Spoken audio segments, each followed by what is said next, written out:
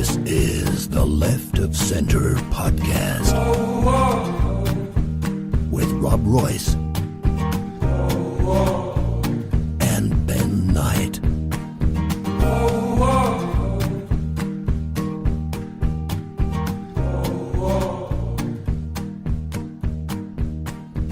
Hey guys, welcome back to the Left of Center podcast. I am Ben Knight. I am Rob Royce. And I like that you're pausing again. Well, I didn't pause as much as I did last time. Not quite as much. No, before there was an actual. Well, now I go like, I'm Rob Royce. Yeah, there was a lot of like, I'm Rob Royce. Royce. That's right. No, but hey, welcome back, guys. And we're a little jittery because it's going to be a fun episode. This episode, We are like we're actually on a razor thin margin between being able to do this podcast and well, that was my coffee maker. If you heard. Yeah, it. we're actually, for anybody, we're actually out of the studio tonight. We're actually at Rob's house. Woohoo! Because there was just it had to be that way. It just had to be that way. So that's where we are. But it's going to be an awesome night. We're speaking with KJ52 tonight. Yes. And for any of you not familiar, KJ52, huge. He's like really big time guy. He's awesome. He's the man. He is all encompassing when it comes to the hip of the hop, if you will. How on earth did we get this interview with KJ52? Well, I said, "Hey KJ, can you come on the podcast?" And he said, "Sure." Hey Ben, I'll do it. So no, it's kind of like how I ended up getting on the podcast. It's true. I'm like, "Hey Rob, you want to do a podcast?" I'm like, I don't know. And What's actually, a podcast? Actually, I was like, "Rob, do you want to be on a podcast?" And he's like, "I'm Rob Royce." And I'm like, "All right, done." What's a podcast? What's a podcast?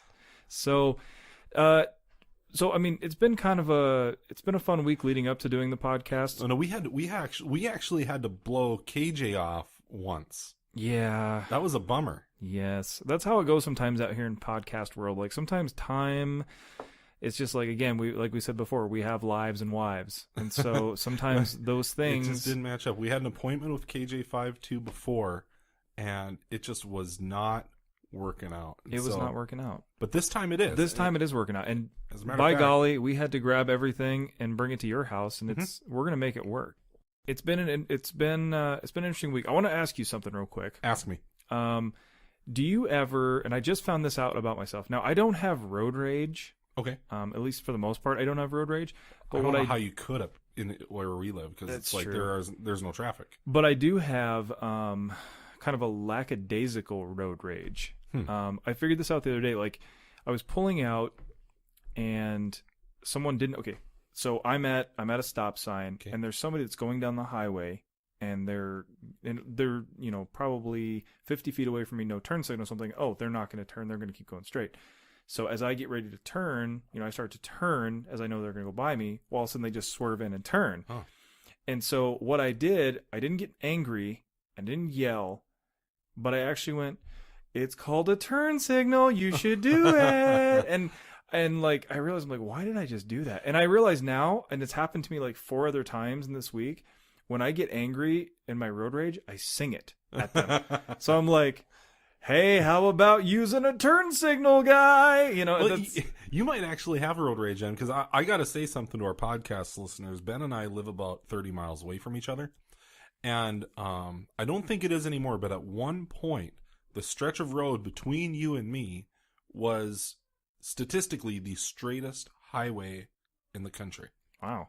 I don't know when that was. I think that changed because they put in, a couple miles east of town here, they put in this little curve in the road. I don't know why. It's just a little further east of here.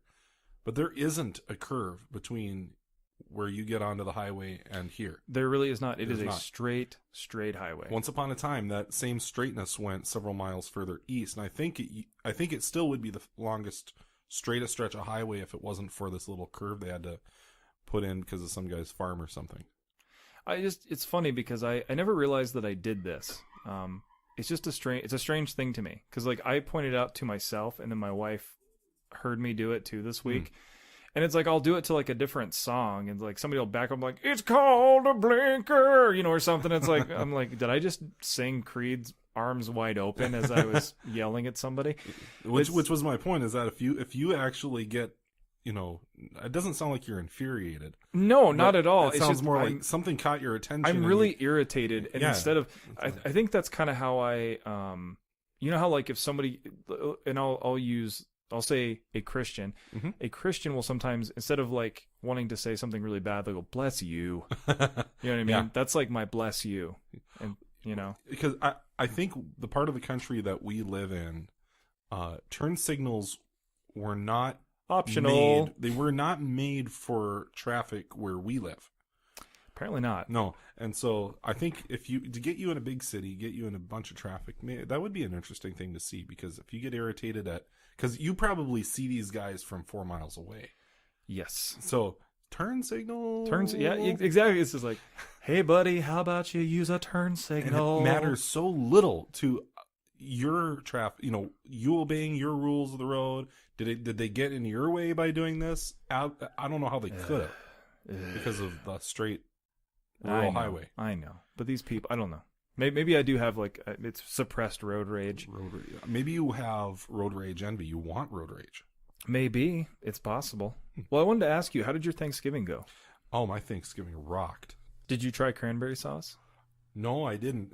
And you told me that I was going to get a urinary tract infection, and I didn't. How was your Thanksgiving?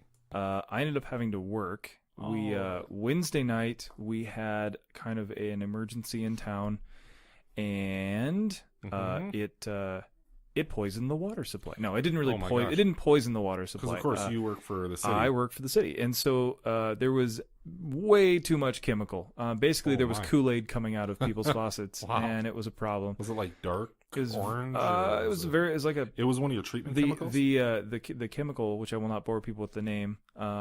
It turns the water pink, and then too much turns it kind of like a purple. So one of my wife's cousins actually called from town, and he's like, so it looks like Barney's peeing out of my faucet. I'm like, all right, so that's a problem. Yeah. So my father-in-law, who also works for the city, he had just driven 3 hours to get to where Thanksgiving was, and then had to turn around. Oh no. And, yeah. So not the funnest thing. We spent all of Thanksgiving outside in the cold, which of course here means it was pretty cold. It was negative, I think it was like negative 12 or 15 that day on Thanksgiving or something. Started out negative 15 today. It was, just cold. And so, not the funnest thing in the world, but hey, it is what it is. And we still got to eat Thanksgiving dinner at my wife's aunt's house. That's good. And so it was all right. Okay, so like we were saying a couple minutes ago, we're having KJ52 on the podcast today.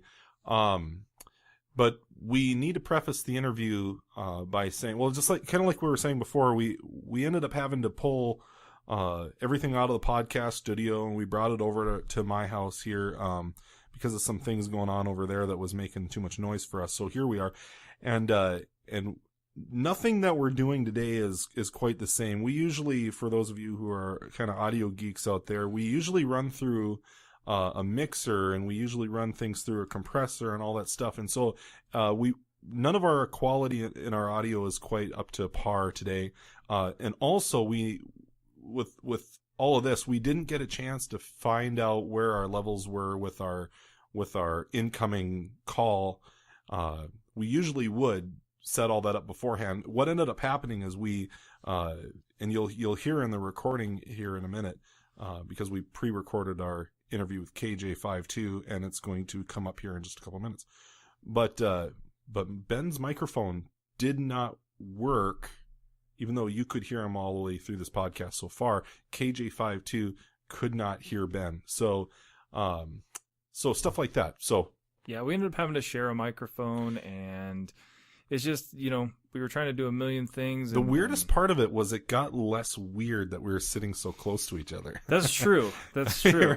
We're almost like our heads are like right next to each other talking to this microphone, and I don't know if it's good or bad that got less weird as time went by. But anyway, we felt like, man, you know what, the quality, the audio quality kind of took a dive, and we just wanted to set up the forthcoming interview so that you guys. I mean, basically what we're looking at here is like, we've set a standard. We want you guys to keep listening to the podcast, and whether it's a good standard or a bad one, yeah, we're not living up to it tonight. Yeah, it's just a lot of weird things though, because we thought that the interview, I thought the interview was going to be at a certain time, but I misunderstood, and so I thought we were going to be able to do all this in the podcast studio, which is what, like I said, whether it's good or bad quality, we've at least got it set up. Here we're totally ducks out of water. Yeah, and I'm telling Rob, like, I'm literally running on like 3 minutes of sleep, and so I'm very fast approaching the Cranky Ben stage. So that's not easy for anybody at all. Well, but here we are. We have KJ52 on the podcast, and we hope you enjoy it. Yeah, we're kind of doing this like really rough tonight. We had to end up having to move out of the studio and bring it over to Rob's house, and so all the technical difficulties, but we're gonna get through this because we love KJ. So oh well, you're at Rob's house, bro. It's just, where you should be. Whose house? Rob's house. Exactly. All right. Well, KJ, you and I mean, I happen to lead a youth ministry right now. So when I looked at your bio and all, that perked my attention pretty. I'm one of these guys that I'm horrible at identifying bands and things that, even if it's the biggest hit song out there, I have no idea who did it. And so when Ben was first telling me, he's like, "Hey, we're going to have KJ52 on the podcast," I was like, "Who?" Yeah, just admit it. Yeah, you were like, I did. I apologize. But. Sounds like a cable channel. Is being a Christian rapper, is that kind of a negative connotation? Well, I want to preface that by saying I think the problem was people just didn't know about it. There's been great artists doing great music for a long time. It just happened to be that it wasn't readily accessible or it wasn't readily accepted, and so it's almost like the old music industry was like a totalitarian government that told you what to like. With the internet, you like whatever you want to like. So, I would have to say I think what we're doing or what those other artists are doing is just a continuation of what artists did before us. We all stand on the shoulders of people who came before us. So, and the suits in the business office they're getting a better idea of what people want to hear. You're saying what you're doing again, what Lecrae's doing, it's bringing it to the forefront, and you guys are. It's almost like and Andy Mineo and artists like that. You guys are really bringing it right in front of people, and it seems to be just even more widely accepted. Yeah, I think it's actually the opposite in the sense that we're actually being invited to bring it to the forefront. I think that's the difference. We weren't invited before, and we were relegated to the back of the bus. And but I think that's a change because you now have guys that are older, in their 30s and 40s and 50s that didn't stop listening to the genre because they grew up, So what I see a lot is a lot of families now. I see a lot of families coming where the whole entire family can connect to it. I don't know if that happened before. It was pushed to the youth group, or it was like, that's for youth ministry, you know what I mean? Yeah. So, and, all the way up to the top, from a pastoral or a gatekeeper standpoint, like you see very prominent pastors and ministries opening up their pulpit to it. And that just wasn't happening. That wasn't happening. And if it was what was happening was to a very watered down version of it. Absolutely. That's, I think, what it is. I think the hip hop generation has just grown up and they didn't abandon the music.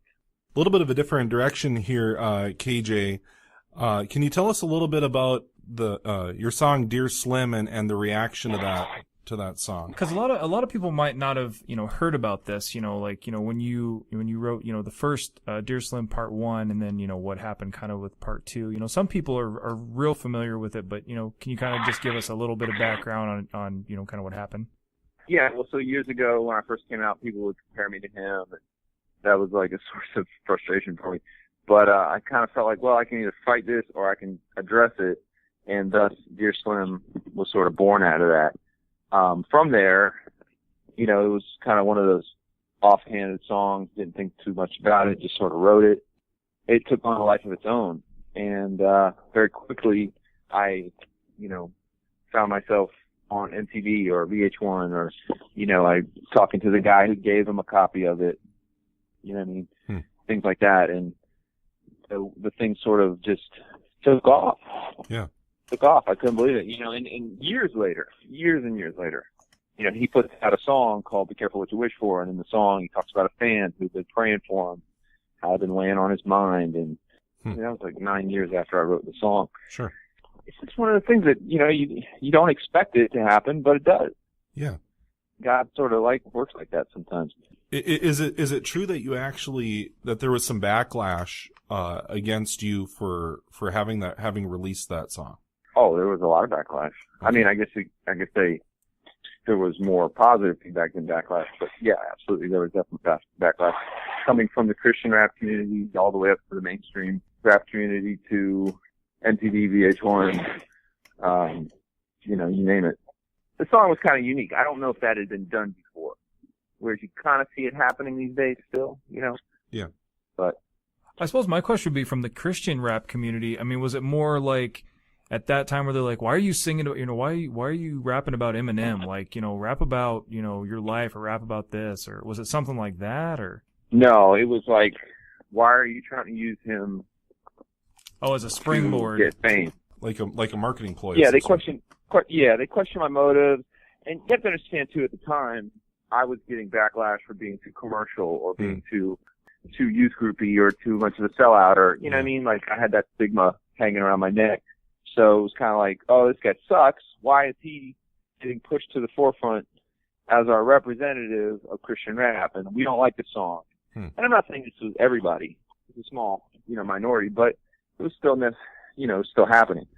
So all that to be said, it was a, it was a tornado. It was a tornado storm in some ways. And some of Eminem's fans, at least the rumor that I'm aware of is that Eminem's fans kind of gave you a hard time about it too. Yeah, oh yeah. There was definite, I mean, let me preface this by saying that these are online death threats. I take those with a grain of salt. Sure. But yeah, oh yeah, got that kind of death threats or angry fans wanting to take shots at me or, people, again, questioning my motives. Well, that's something that Ben and I have talked about on the podcast before was how people who don't love God really kind of have it out for those who do. Yeah, oh yeah. I mean, like, the word says, to some we are the stench of death. Exactly. You know what I mean? Others were the fragrance of life. And it depends on where that aroma lands, I guess, is what you're perceived as. Well, and so this was obviously something that, obviously Eminem probably started out as kind of like an influence and then kind of, like, oh man, I really feel for this guy, I'm praying for him. And, cause hip hop and rap have gone through a lot of stages, lyrically. And, just from writing about, the stereotypical rap, of course, some would say, well, all they rap about is cars and girls and getting drunk. And, within the Christian community especially, there's been, a wide range, a really large, tapestry to paint on as far as lyrically. This is kind of a generic question in a way, but, when you're writing your lyrics, what kind of influences you the most? Yeah, I don't know if there's one thing per se that influences me the most. I think it's usually a combination of real life incidents. It's a combination of maybe something I read in the Word that stuck out to me. It's sometimes it's a reflection of my twisted sense of humor. Sometimes it's, it might be just my artistic rap side. You know what I'm saying? So some things are just like couplets or little word ideas or phrases or punchlines or concepts, you know what I mean? So when I would go to write, I'm honestly drawing from all those things. You know what I mean? And even then, it's not necessarily always done. You tug and you pull at it and you edit and you rework it and all those things kind of work together towards a final product. And so that was kind of like how this record came across, especially as I was working with Solomon from Santa Cruz 5. You mentioned before that that your time in youth ministry you felt did a lot to prepare you for where you're at right now. Is there like particular experiences or types of experiences or kind of study that you were in, or something that would help explain maybe what you mean by that? Well, the kids I was dealing with had little to no church background, little to no family structure. You know what I mean? So I was dealing with very unchurched, very rough kids. So a lot of what I had to do was with the idea that I got to get their attention really quickly. I've got to engage them. I've got to make it move real fast, and then I got to wear them out. So when it comes time to speak to them, yeah, they'll actually listen to you. they'll listen. You know what I mean? Yeah. So a lot of what I geared was to that, and then I also had to be very firm and very, but very loving at the same time, because I'm dealing with kids who have very low structure, or you name it. So how that prepared me for youth ministries? Well, I find myself right off the bat in front of crowds that don't know who I am, don't care, don't know the music, and who I may or may not be in front of non-Christians that certainly aren't trying to listen. So I'm like having to overcome all this in a 30-minute set. So all of what I did translated to that. Absolutely. You know what I mean? Like, man, if you can handle 120 housing project kids, 20 suburban homeschool kids is a breeze. Yeah, exactly. You see what I'm saying? Yeah. So, but then, right off the bat, I was doing outreach ministry, skate parks, things like that, some hostile environments.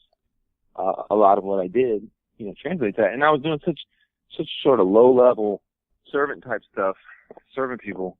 It really taught me what it meant to come in and serve the church. Speaking of the church, I actually wanted to ask you, when I realized you had a background in youth ministry, this is like the first question that jumped to mind, since I also I'm on staff at a church here as a youth minister. As you got to know kids from the church, and it sounds like you and I have a common experience that probably the majority of the group that I serve comes from. Well, I have a distinction for them. I call them the community kids versus the church kids, as in they don't have a church home. They're certainly not. Our church is certainly not their church home. They most likely don't have a church home. So for the goal obviously is to reach out and to communicate the gospel to the kids in the community. But then there are the kids from church, and I wanted to just get your take on this quick. What do you believe is the most pervasive temptation amongst young people in the church today that draws their hearts away from Christ? I don't know if it's really that much different than what's going on with regular kids as far as temptation goes. I mean, they are dealing with the same issues of loneliness or disconnect. To be so socially media-wise connected, but so socially disconnected is a definite problem. I think instant access to information or media or whatever you want to call it is obviously a good and bad thing. One, the kids are super cultured and worldly. They know what's going on, but at the same token, obviously they have access to the negative sides of stuff, which is the influence that the media puts on them. Obviously the free access to porn, really jacks up a lot of kids. So, I mean, the root cause of it all is still a desire to be accepted and loved, and, how it manifests might be different. But, I think it's no different. I mean, because I do school assembly stuff sometimes, and you see the same problem. Yeah. And that's why, like, my song "Misfit Toys" has really been ringing off the new record. I think it's something they need to hear. Yeah. Well, thank you for sharing that. That's helpful to me. And sorry about this. Yeah. We're guys, for you guys who are listening, like, we've just been things are getting thrown around crazy here. But I do want to, since we're talking about ministry and just talking about your music, I want to talk about Tonight real quick. First of all, it's a great song. In fact, I think we're actually going to feature it at the end of the podcast here. But it's starting to kind of blow up. It's now become a part of. If you guys love football, then you've probably heard the song. I do want to talk about, we can segue real quick.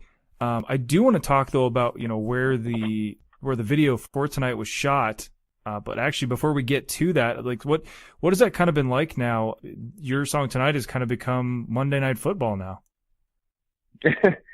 Well, I mean, I think probably the initial excitement of it wore off. I think now I'm just like, I don't even think about it, to be honest with you.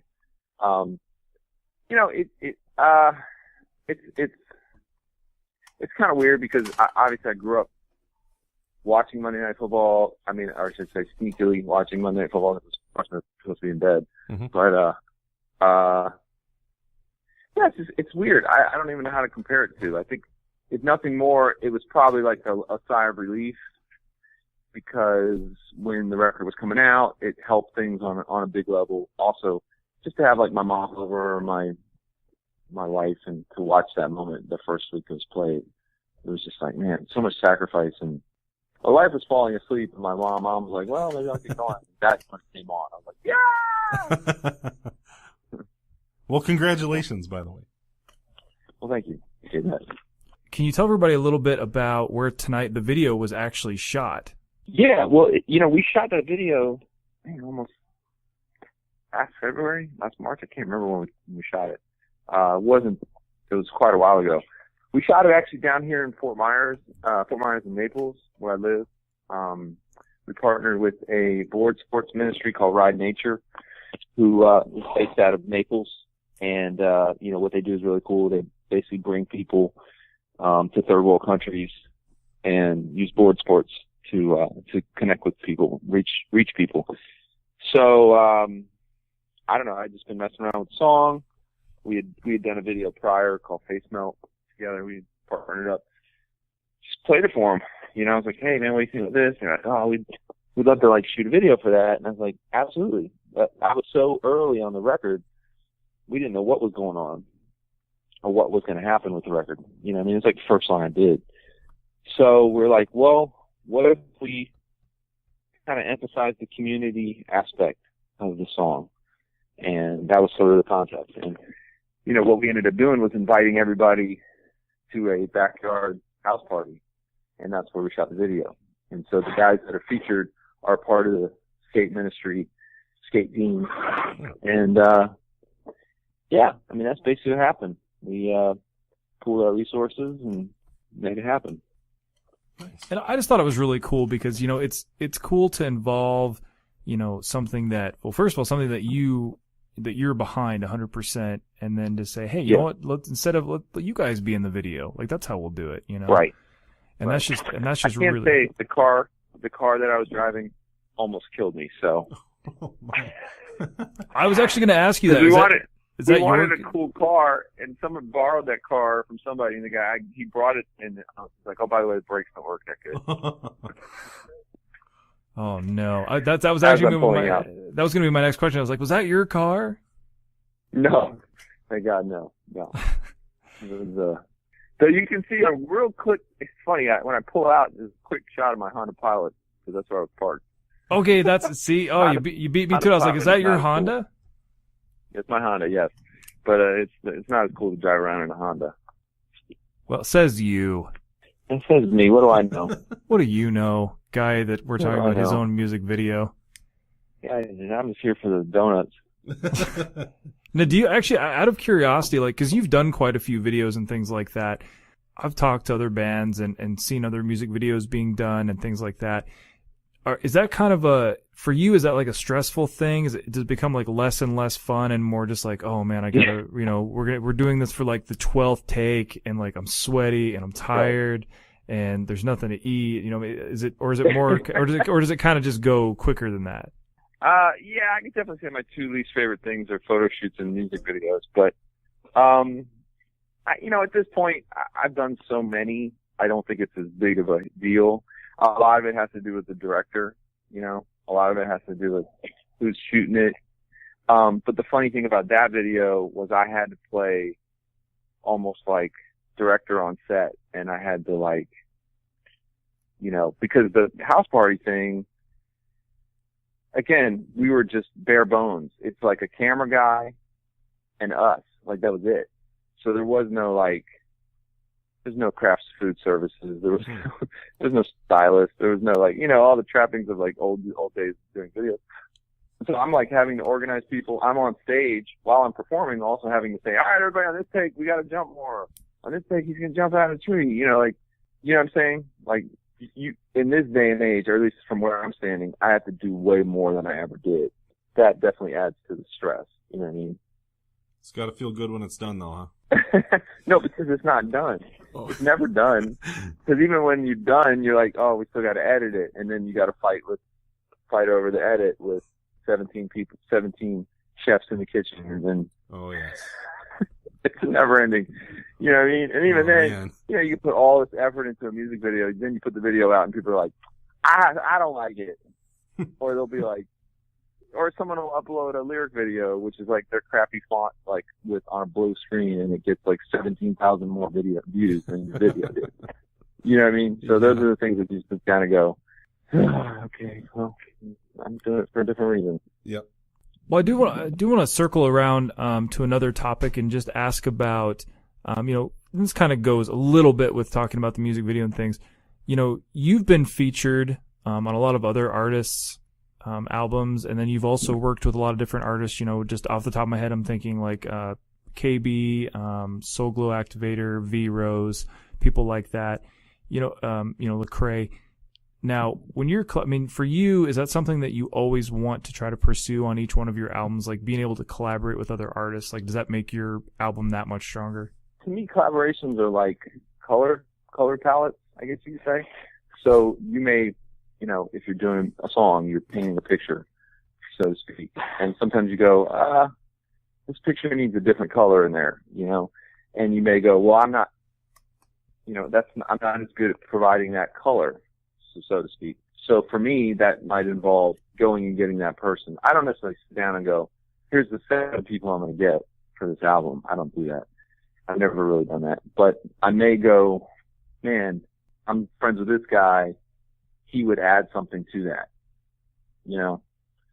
So that's really what it comes down to. I mean, like, when I did Game Face, you know, KB had done a song called 100, which is kind of almost like one of these sort of sports anthem, get in the gym kind of anthems. And I was like, he would translate well to this. And then to me, Mental had a feel, it was just a big feeling song. And so I was like, I need somebody with a big presence. So Tadashi seemed to fit that, you know. And then when I was doing Island of the Misfit Toys, you know, I wrote the chorus and sung it, but I was like, my voice is just not working. So I got Spazzy Rocket to sing it. His tone fit it better. You know, that's kind of how it is. I mean, it just happened to be this time around. It was just a very heavily collaborative record. To me, that sounds really refreshing. That, you know, it's not about a spotlight. It's about the, you know, a dedication to the music, a dedication to the song. You know, it's the difference between collaboration or collaborating. You know what I mean? Like, these guys are my guys that I've collaborated with over the years. Yep. Be it at shows or just building one-on-one or whatever you want to call it. So I look at those, that's kind of the way it works. There wasn't there wasn't really anybody on there that I didn't know or had at least some sort of working relationship with, you know. These were your guys. Yeah, I mean, and some were more than others. Some were, you know, I mean, like, I didn't really know Spazzy. I met him one time, but I did know the Social Club guys, and they were like, oh, he'd be perfect for that. So from the strength of that, it was easier to go to him and go, hey man, can you re-sing this for me? Nice. You know, and boom, he turned it around. You know what I mean?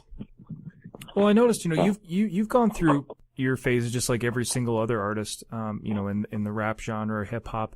And it just seems the last couple of years, not that you didn't before, but there's been a lot of, you know, not a lot of, but just some songs that have been really heavy, that just, for me, I'll go back and listen to them and I'm just like, man, this is a great, like, you know, something like They Like Me, That Was My Life, you know, songs like that, you know, those real, like, you know, I love those songs, you know, and they're way different than the early KJ52, which was, you know, you can clearly see, you know, where you do have a really goofy sense of humor and, you know, you want people to know about that, and still keep things really light. But is it kind of hard for you? Is it draining, like when you do like kind of those heavier songs? Well, I mean, I can say I've always done those songs. I don't think there's been a record where I haven't done those type of songs. I think the difference was on this project, there is no goofy stuff.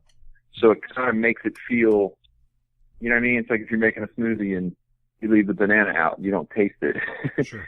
So this time around, I left that off intentionally, very intentionally. So, yeah, those songs are harder to do. There's no question. They are a tougher thing to pull off because they require more sensitivity to the issue. They require more, more intensity, behind the emotion of the song. Probably, yeah. Yeah. I mean, it's just it's the difference between trying to get up there and say something silly versus something really heartfelt, Sure. I mean, at the end of the day, it's all about communication. That's really what it is.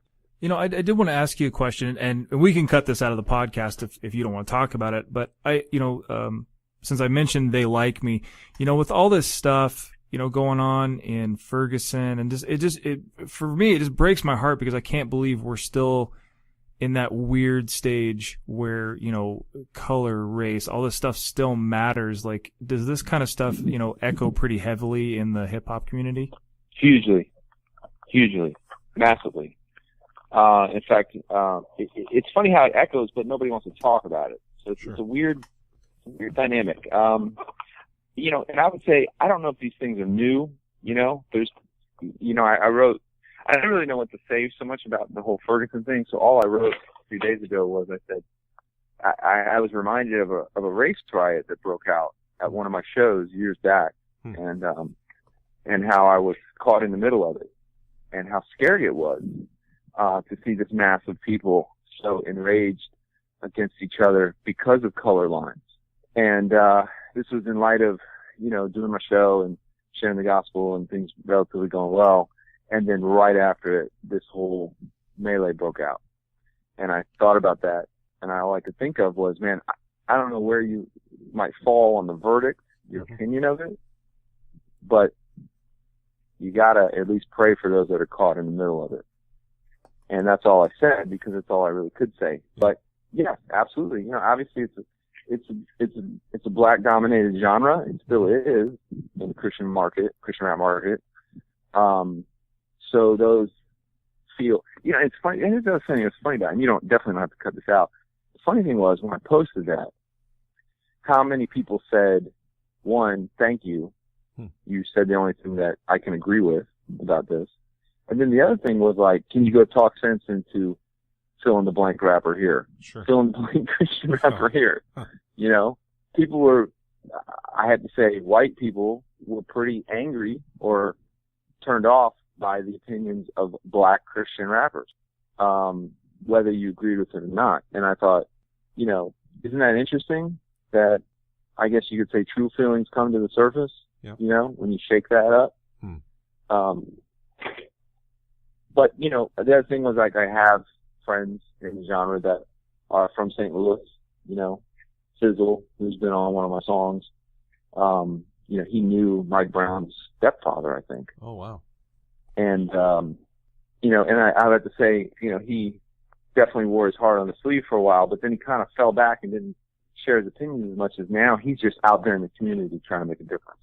To me, those are really cool highlights of the genre, I think those are really cool things that you can see. It's not just about, obviously it's about sharing this message, but there's a practicality to it. And myself and Propaganda, we did a thing on Rapzilla a couple weeks ago called Race, Faith, and Hip Hop. And while we didn't necessarily touch on Ferguson, we definitely touched on racial issues as it relates to race, faith, and hip hop. So. Well, I suppose I don't want to make this too heavy, and we're kind of getting toward the end. We don't want to take too much of your time. But even before the events of Ferguson, was there still a little bit of tension just out there? I mean, like you said, just between, like you said, or is there always that wall where it's just like, you're hanging out, with mixed race rappers, and they're just like, okay, dude, you can't go that far, or hey, this, that, or the other thing. I think as a general rule, everybody gets along pretty well. I don't know if you would see the same amount of problems that you would see in the mainstream hip hop market. But I will say there is an underlying, I don't even know if you call it tension, but there is an underlying group of people from all walks of life bringing their experiences to the table. And that takes on a shape of something, that you can't deny. You guys are all in the trenches together. Well, actually, to some extent, we're not, because we tend to fall a lot of us tend to fall in different lanes, whether it's real or perceived. You know what I'm saying? So the perception on me, oh, KJ's for the white suburban kids. You know, he does, you know, hokey, cheesy youth group rap. I'm just saying, in some people's minds, that would be a reality. Right, right. And then in other people's minds, propaganda is on some militant black man type stuff, and he's only for college kids. You know, and, you know, Andy is for this, you know, like, you know what I'm saying? To say that doesn't play into it, it would be foolish. Of course it plays into it. Sure. Now, the reality is that we all kind of were in this sort of cultural gumbo. You know, that's, again, going back to the internet, that's part of the internet. Yep. That it levels the playing field, where you have black kids that now want to wear skinny jeans and skateboard. I didn't see that growing up. Sure. And you got white kids that want to, you know, live out their rap dreams or whatever. And they can do it from the comfort of their quiet suburban homeschool home without the paying dues process that I had to go through, you know. So, you know, everything's changed, but everything's still kind of the same token. But one thing I have to say, if nothing else, Christian hip hop is a great tool for bringing people of all walks of life together. I should say that's not even just a Christian hip hop thing, that's a hip hop thing, but sure. You go to the concerts and you see diversity. You know what I mean? And if nothing more, if we're all kind of rubbing shoulders together, then we usually tend to understand each other a little better. That's cool. You know? So yeah, but we still got our way to go. We still got a ways to go. Well, I have just one more ministry related question for you, because your ministry, your hip hop ministry grew out of, from what I understand, it grew up out of faithfully proclaiming the gospel. And yeah. I wonder, and I might know the answer to the question already, but could you speak to perhaps the benefits that you've seen in faithfully proclaiming, as a faithful herald of the gospel, the benefits that you find to being well known now? You saying, is there benefits from me being well known? How many more opportunities do you have to speak into now that you've got some notoriety in the market? I see what you're saying. To me, man, that stuff's all relative. You know what I mean? Like, I'm usually always trying to put myself in places where I'm not well known. Sure. Because I think with that becomes, you just get comfortable. And you're like, oh, you know, I mean, like, to me, it's like, I don't know, maybe I have this weird personality, but I don't like to be where it's comfortable. You know, I like to go where no one knows me and where the show is tough, and it doesn't matter who you are or what your accomplishments are. You know what I mean? Like, you just got to get in there and serve and hopefully do a good job. So in those regards, I don't know, man. You know, here's the other thing that I face now is that because I've been around for so long, there's a degree of reintroducing myself or rebranding. You know what I mean? Or trying to smash perceptions, because, you know, the perception is someone who's rapidly approaching 40 should not still be rapping anymore, or that's for my older brother or something like that. You know what I mean? Sure. So. Yeah. You know what I mean? Like, when you had mentioned the Dear Slim thing, you know, I used to use that story as a jump-off point to share the gospel. But now, if I tell that story to a bunch of teenagers now, it's not a big deal to them, because they don't really have the connection to Eminem that an older generation does. Right. They don't understand when I say, oh, it was on MTV's TRL. They're like, what's TRL? Yeah. Who's Carson Daly? Yeah. Who's Carson Daly? You know, why am I supposed to be impressed by the fact that you had a video on MTV? You know what I mean? Like, right. You know what I mean? So there's always an aspect of you trying to, like, going, well, that might have worked a year ago or 2 years ago. It doesn't work anymore. Sure.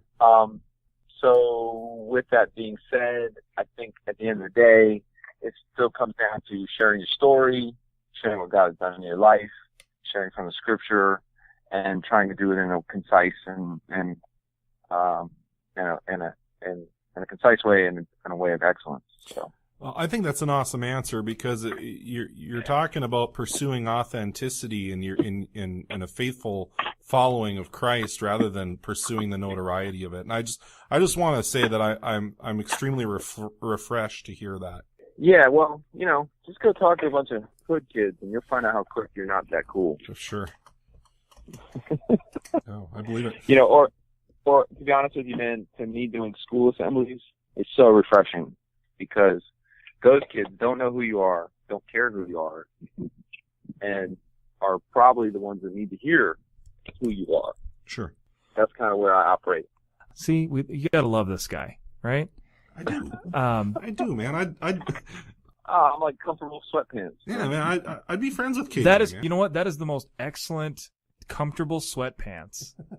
KJ52. Been around a while. Dude, you just named your next album right there. Comfortable sweatpants. Actually, that's my documentary. Oh, nice. Nice. Or book. Comfortable sweatpants. The KJ52 story. Well, you know what? Actually, that was I'm not even going to ask you another question. Comfortable sweatpants, pretty much that knocked me right on my butt. So, but everybody listening, please, go check out KJ's new album. It's really, really, really good. It's called Mental. Definitely check out his back catalog stuff. Is there anything coming up, that people need to know about? Any specific shows or just anything you're doing? Yeah, well, in the spring, looks like I'll be out with Acquire the Fire. I'm going to do some of those dates. And then myself, Derek Miner, and Propaganda are actually working on a joint tour together, so called the Now Till Forever tour. Okay. Actually, kind of piggybacking off everything we talked about. We talked about how, amongst us three, how diverse our backgrounds were and how our lanes were different. But the reality is, from now till forever, we will all be together. And we wanted to emphasize that, how in the church that, there is a cultural exchange, per se, that we get to have with each other. And so, be looking for that tour that's going to come out in the spring. We've even been kicking around the idea of trying to re-break our Guinness World Records. We set that last year, the longest team freestyle at 12 hours. Really? Kicked around the idea of doing a 24-hour one. So that would be pretty intense. I'm all for that. Like a continuous freestyle rap for 24 hours. Yeah, we did a team one for 12 hours and set the record back in January. That's crazy. So it hasn't been challenged. So we were like, why not challenge it ourselves? Try to set the bar so high that hopefully no one will ever try to break it. But how many of you guys does it take to do that? Just the three of you? It was myself, and the core was myself and four others. Okay. But once we broke it, we opened it up to other people that had been wanting to. Freestyling is kind of becoming a lost art form in a lot of ways. So it was harder to find people that could hold it down for an hour. Because that was our requirement. It was like, if you want to be on the team, you got to be able to freestyle by yourself for an hour, because we're trying to show up to the burden of this thing. So I can't even imagine doing that. Try doing it, then you're like, I can't imagine I'm doing it. Because to me, it's just like you're getting into like you're only like 7 minutes in. You're like, holy crap! Like, what else rhymes with 5 Tweezy, man? Well, we basically, and you can watch it online, but we basically we would do it as a team for an hour. So we would do team freestyle exercises and games, and then we would each go an hour individually. So that's kind of how we approached it, to keep it fresh and to keep it exciting. But, that was the one thing, is that we all had to at least hold it down for an hour. Wow. So it would go 1 hour on, 1 hour off. So you had time to kind of recuperate. And to be honest with you, man, we were trying to do it as a way of going, this should be a picture of the body of Christ, is that when one of us gets tired, the other one should be there to pick each other up, hold their arm. So, we were like, the rules state that you can have as many people on a team as you want. They just have to go at least 2 minutes. So we're like, oh man, we could open this up to the community of the genre, and maybe we could go to 24 hours. Do it. I think Rob's throwing down the gauntlet. Not that we have any authority whatsoever, but the gauntlet has been thrown. You should do it. I could maybe freestyle for like 8 seconds or something. I don't know. It's like, I don't know. My name is Rob. I got a job. Take it 5-2. Boom. And then you're like, I'm out. I'm out of here. Yeah. Oh, well, man, thank you so much for taking time out of your night to talk with us. And again, everybody, make sure, if you want to find out what KJ's up to, you can go to KJ52.com. He's also on Twitter at KJ52. What's your Facebook? Just KJ52. Ah, see, there you go. Easily done. There you go. Well, man, thank you so much for taking time tonight, and we just wish you nothing but just success and nothing less this year. Yeah, man. Thank you, bro. Look at how far I come. I was living life for the run. I was living life for the fun. So lost, far from the sun. Looking back on everything I've done. You called and said to come. I saw the start of the run. Right into the arms of the only one. Can't stop right now. Oh, tonight. Wherever you are tonight. Yeah. It's gonna be alright. Can't stop right now.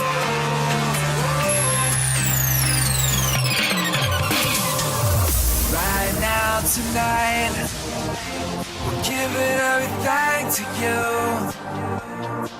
In our hearts, our souls, our lives, and every little thing you do.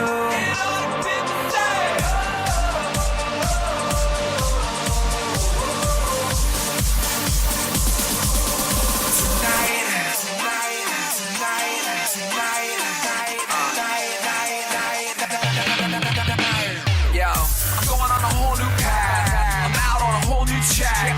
Ain't nothing gonna hold me back. So been through that and I won't go back. And you're the only thing that lasts. You're the only thing I have. You gave me a whole new chance to bring me back every time I crash. I give you everything I have. I give you everything I lack. I give you everything I can. Cause you're the hope that I found to stand. I can't stop, I won't stop, I don't stop. Oh no, I can't stop, I won't stop, I don't stop, I go. Right now, tonight, give it everything to you. Our hearts, our souls, our lives, and every little thing you do.